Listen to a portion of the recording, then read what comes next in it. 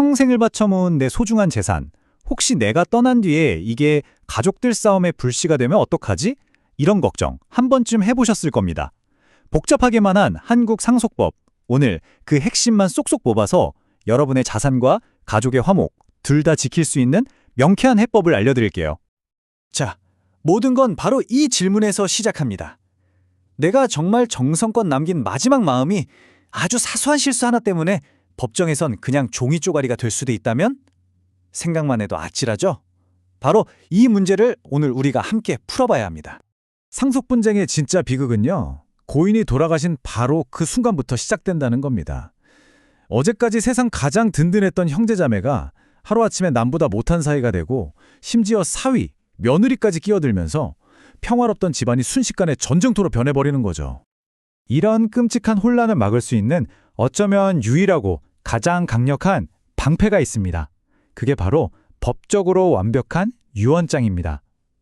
잘 만든 유언장 하나만 있으면요, 법에서 정한 복잡한 상속순위나 비율 이런 거 다 뛰어넘어서 오직 내 뜻대로, 내 마음대로 재산을 나눠줄 수 있거든요. 그럼 어떤 유언장이 제일 안전할까요?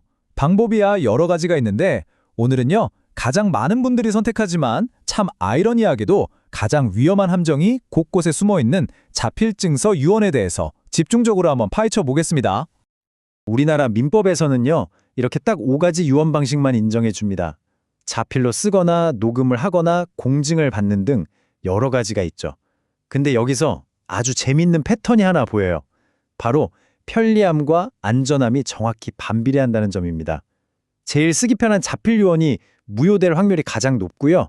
절차가 제일 까다로운 공정증서 유언이 가장 안전한 거죠. 그러니까 자필 유언은 말 그대로 모 아니면 도인 셈입니다. 정말 어이없을 정도로 사소한 실수, 예를 들어 주소 한 줄 빼먹거나 도장 대신 사인을 하는 그 순간 여러분이 쓴 유언장 전체가 법적으로는 아무런 힘도 없는 휴지 조각이 되어버리는 겁니다. 자, 그럼 이 위험천만한 자필 유언 어떻게 해야 안전하게 만들 수 있을까요? 마치 자동차 안전 등급처럼요, 별 5개짜리 안전 기준이 있다고 생각하시면 돼요. 반드시 지켜야 할 절대적인 조건 5가지가 있는데 이 중에서 단 하나라도 빠지면 그냥 전부 무효입니다. 이 5가지 절대 조건 하나씩 짚어볼게요. 절대 놓치시면 안 돼요. 첫째, 모든 내용을 전부 선으로 써야 합니다. 재산 목록만 컴퓨터로 뽑아서 붙인다? 그 순간 유언장 전체가 무효입니다. 둘째, 날짜, 연, 월, 일까지 정확하게 다 써야 돼요. 셋째, 주소, 그리고 넷째, 이름, 이건 기본이겠죠? 마지막으로 5번째, 이거 정말 많이들 실수하시는데 서명이 아니라 반드시 도장이나 지장을 찍어야 합니다. 사인, 법원에선 절대 인정 안 해줍니다. 좋습니다. 이제 이 5가지 조건을 다 지켜서 완벽한 유언장을 썼다고 해봅시다. 그럼 이제 끝일까요? 안타깝게도 아닙니다. 유언장보다 더 힘이 센 끝판왕 같은 법적인 개념이 하나 있거든요. 그 이름이 바로 유류분입니다. 유류분, 말이 좀 어렵죠? 쉽게 말해서 남은 가족들을 위한 최소한의 안전장치라고 생각하시면 돼요. 예를 들어 아버지가 유언으로 모든 재산을 큰애들에게만 주겠다라고 해도 다른 자녀나 배우자가 갑자기 길거리에 나앉게 되는 걸 막기 위해서 법이 아무리 그래도 최소한 이만큼은 줘야 해 하고 강제로 보장해주는 복, 이게 바로 유류분입니다. 그럼 얼마나 보장해주느냐, 이 비율이 핵심인데요. 자녀와 배우자는요, 원래 법적으로 받을 수 있는 자기 몫의 딱 절반, 50%를 유류분으로 보장받습니다. 부모님 같은 경우는 3분의 1을 보장받고요. 이건 유언으로도 어떻게 할 수 없는 아주 강력한 권리입니다. 그런데 말이죠, 이 유류분 제도가 바로 올해 아주 크게 한번 흔들렸습니다. 2024년 4월에 헌법재판소에서 수십 년간 이어져 온 상속법의 판을 완전히 뒤집는 정말 역사적인 결정이 나왔거든요. 이번 결정의 가장 큰 변화, 핵심이 뭐냐? 바로 형제자매의 유류분 권리가 완전히 사라졌다는 겁니다. 헌법재판소가 보기에 재산 형성에 별로 기여한 것도 없는 형제자매한테까지 유산을 억지로 떼어주는 건 고인의 재산 처분 자유를 너무 심하게 침해한다고 판단한 거죠. 근데 여기서 끝이 아닙니다. 더 중요한 변화가 예고됐어요. 헌법재판소가 2025년 말까지 법을 바꾸라고 했는데 앞으로는 부모를 학대하거나 돌보지 않은 자식은 유류분을 못 받게 될 겁니다.